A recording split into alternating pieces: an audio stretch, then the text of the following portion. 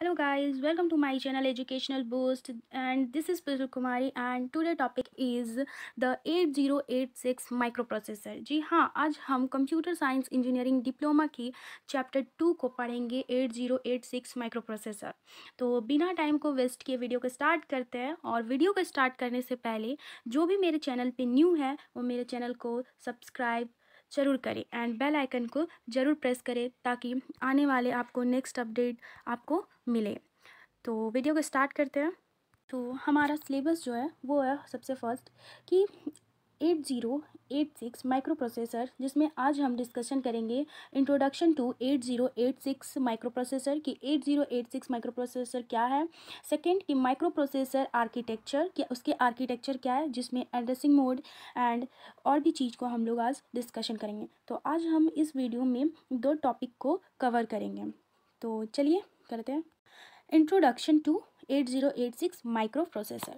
तो first, due to increase in demand of various requirement and due to limitation of previous microprocessor need for new microprocessor across, this led to investments of 16 bits microprocessor which was named as 8086 microprocessor।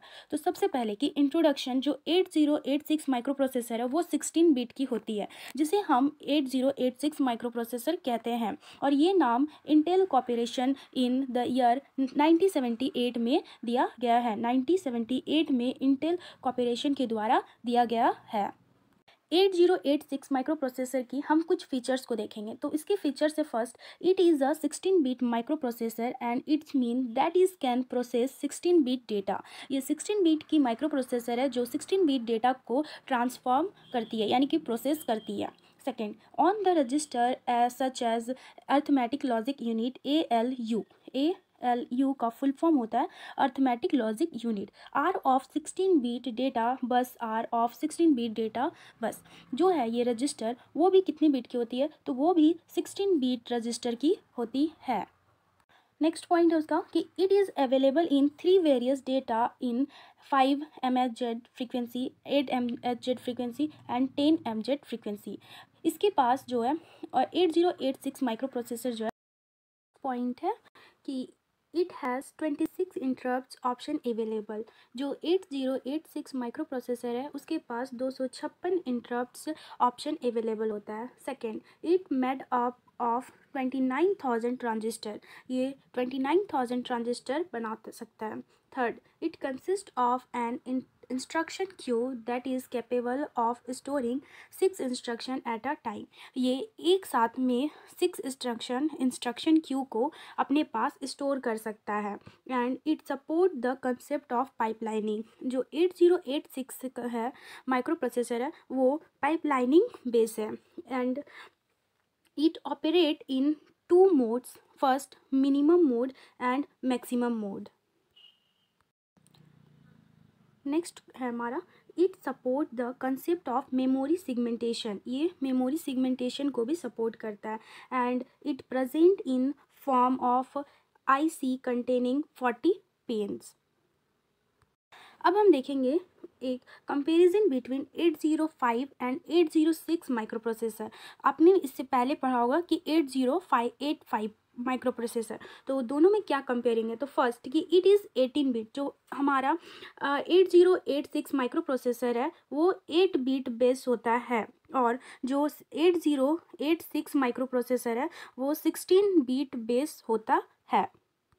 Second difference है it is made up 6500 transistor, ये 6500 transistor का बना होता है, जबकि 8086 जो है micro processor वो 29,000 माइक्रो ट्रांजिस्टर से बना है।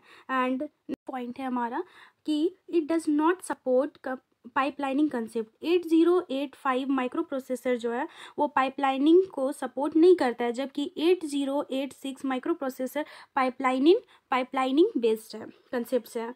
एंड फोर्थ है फोर्थ है हमारा it does not support memory segmentation. 8085 memory segmentation को भी एक्सेप्ट नहीं करता है, जबकि 8086 जो है वो मेमोरी सिगमेंटेशन को सपोर्ट करता है। एंड इट हैज़ 256 इंटरप्ट्स, जबकि इट हैज़ 5 इंटरप्ट्स।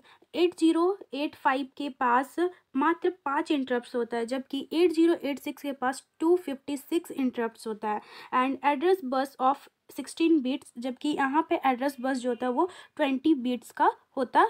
नेक्स्ट है it work in single mode. ये जो है वो सिंगल मोड में वर्क करता है 8085 माइक्रो प्रोसेसर, जबकि 8086 microprocessor minimum and maximum mode में वर्क करता है।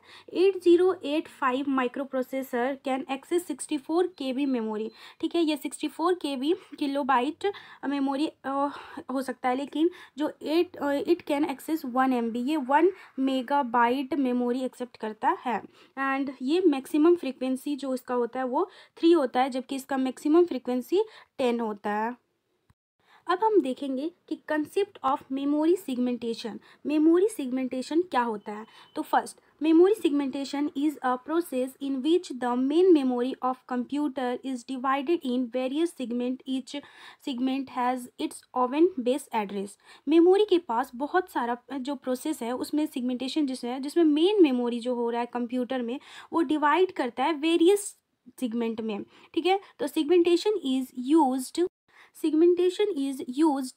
to increase the execution speed of a computer. Segmentation जो है वो एग्जीक्यूशन स्पीड को प्रोसेस करता है, कैन फेच और the data easily form small segmentation, जिससे जो स्मॉल सिगमेंटेशन वो डेटा को ईजिली एक्सेप्ट कर सके। And memory can be reversed for some specific function. Memory segmentation also prevent data in intermixing in mean it's mean that similar types of data can be store one segment, जो एक जैसा data को एक segment में store कर सके।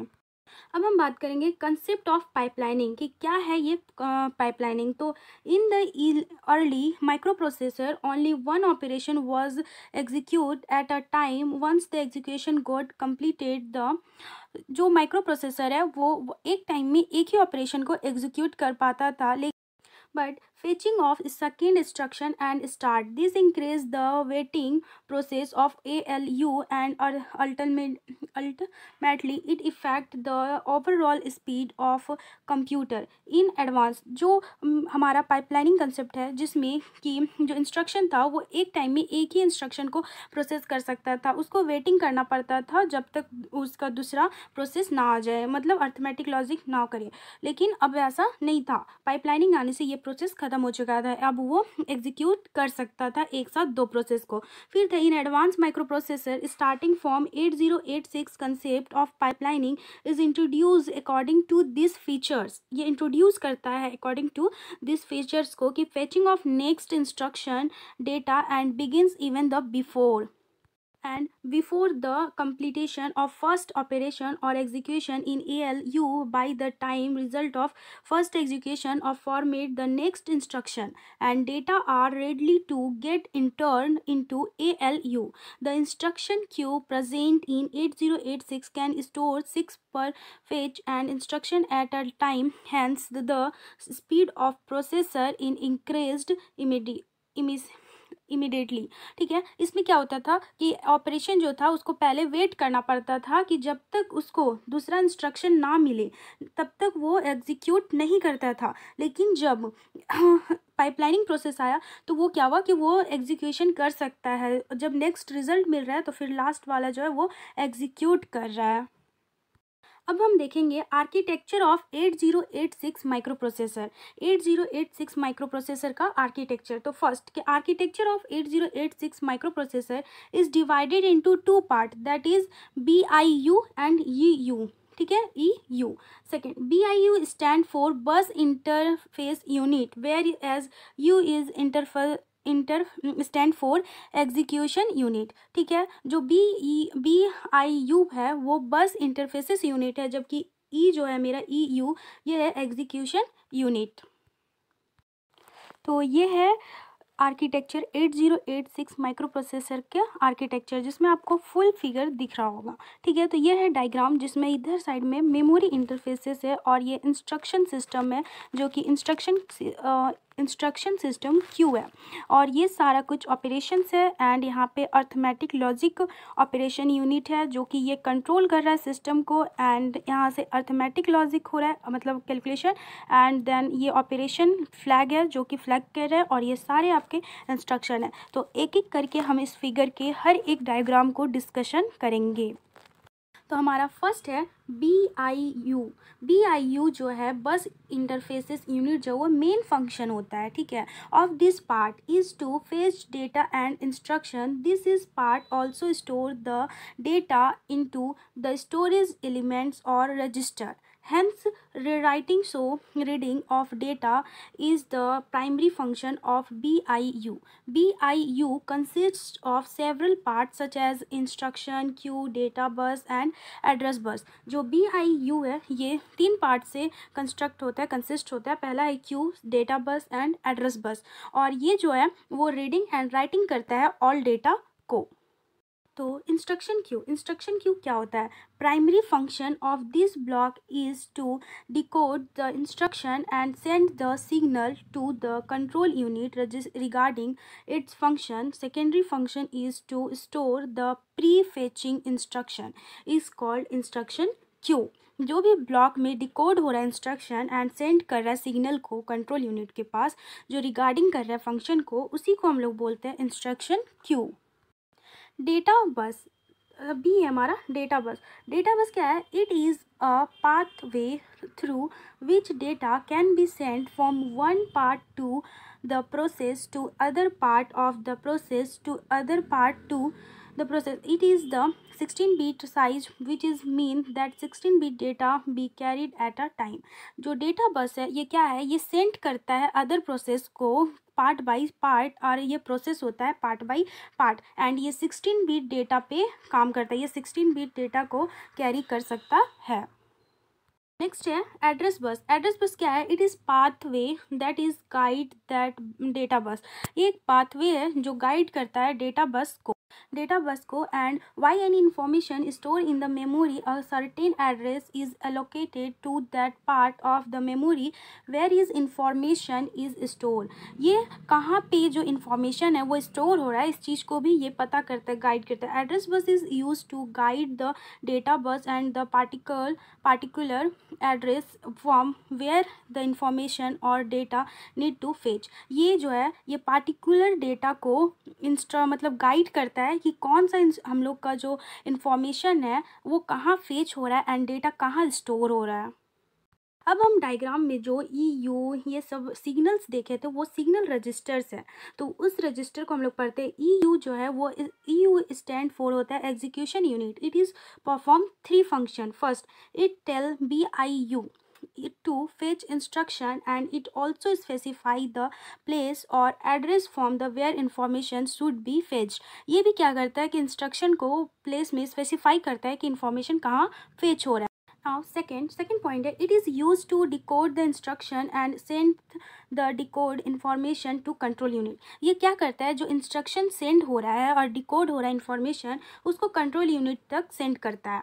Third है कि it use to execute the instruction in ALU। ये यूज़ करता है जो इंस्ट्रक्शन एग्जीक्यूट हो जाता है इंस्ट्रक्शन जो वो अर्थमेटिक लॉजिक यूनिट में।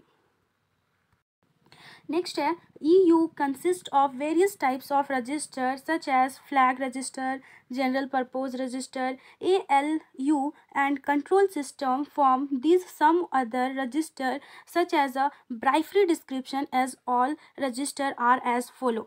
तो अब हम जो भी रजिस्टर को कंसिस्ट करता है उसके बारे में फुल डिटेल से पढ़ते हैं। फर्स्ट सिग्नल है फ्लैग रजिस्टर। ठीक है, तो रजिस्टर जो है फ्लैग रजिस्टर ये क्या है? They are also known as status register. इसको स्टेटस रजिस्टर भी बोलते हैं। 8086 consist of 9 flag register which are divided into 2 category. 9 register से वो कंसिस्ट है जो कि 2 पार्ट में बटा है। फर्स्ट है कंडीशनल फ्लैग। तो फर्स्ट है कंडीशनल फ्लैग। कंडीशनल फ्लैग को CF भी बोलते हैं। This is the 6 flag register that are known as conditional flag. ये 6 फ्लैग रजिस्टर है जिसको हम लोग कंडीशनल फ्लैग कहते हैं, because they change their status according to result. ये अकॉर्डिंग टू रिजल्ट अपना जो कंडीशन है उसको चेंज करता है एंड प्रोसेस करता है। तो ALU they are as follow. First CF, तो CF जो है वो स्टैंड होता है, stand for carry flag. It is the result obtain in ALU and contain a carry term the CF flag is the set और to 1 to otherwise 0। And PF जो है ये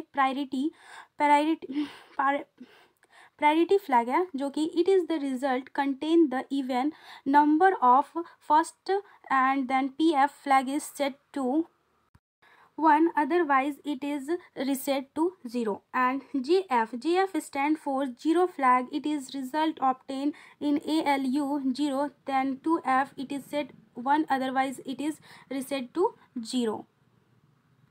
फिर हमारा नेक्स्ट AF जो वो स्टैंड फॉर होता है auxiliary flag. It is the carry the borrow is generated but it is does not lead to formation of extra term of bit, then it flag is set to 1, otherwise reset to 0। फिर है हमारा S flag जो कि stand होता है sign flag. OF जो है वो स्टैंड होता है ओवरफ्लो फ्लैग, जो कि ये भी क्या करता है 1 को रखता है एंड 0 को रिसेट कर देता है, एग्जीक्यूट करता है। जो कॉपी है कैपेसिटी होता है इसका एग्जीक्यूट करने का वो होता है 1 बार।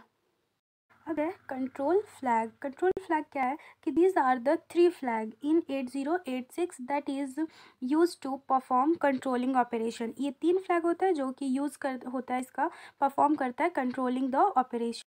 कंट्रोलिंग फ्लैग जो है वो 3 तरह से होता है। फर्स्ट इंटरप्ट फ्लैग जो कि IF, when an interrupt signal is provide to process interrupt flag is solid to 1, otherwise it is reset. ये क्या करता है, ये इंटरप्ट सिग्नल है जो कि प्रोवाइड करता है प्रोसेस इंटरप्ट फ्लैग के लिए, जो सॉलिड 2 होता है 1 के लिए, अदरवाइज ऑल जो होता है वो रिसेट होता है। देन ट्रैप फ्लैग जो है it is trap flag is set to 1 it's process while start operating in maximum mode, and whereas when the trap flag is set to 0 then the process while operate in minimum mode। ये जो flag है trap flag ये minimum mode में process करता है। Next flag है direct flag जिसको बोलते हैं DF। When the DF is set to 1 then addition research is memory to accessible, but then DF is 0 then addition memory are inactive. इसमें जो एडिशनल मेमोरी होता है वो इनएक्टिव होता है। अब हम बात करेंगे जनरल पर्पज रजिस्टर। तो EU consist of 8 general purpose register which are named as A, B, C, D, SP, BP, SI, DI. The register A is subdivided into AL and AH. Similar, B is divided into BL, BH, C is divided into CL, CH and D is divided into DL and DH। तो all register जो है वो इसी तरह से divide होते हैं। जो रजिस्टर होते हैं वो डिवाइड होते हैं एंड स्टोरिंग करते हैं डेटा को instruction which is fetched apart the from this 4 additional component such as stack pointer को SP कहते हैं, बेस पॉइंटर को BP कहते हैं, इंडेक्स रजिस्टर को also known as destination register जिसको DI या फिर आई कहेंगे, ठीक है, index instruction. And searches indexation register को बोलते हैं SI are the present which is use to during the maximum mode. ये सारे रजिस्टर जो है वो मैक्सिमम मोड को पे प्रोसेस करते हैं। नेक्स्ट है हमारा ALU जो है वो अर्थमेटिक लॉजिक यूनिट है।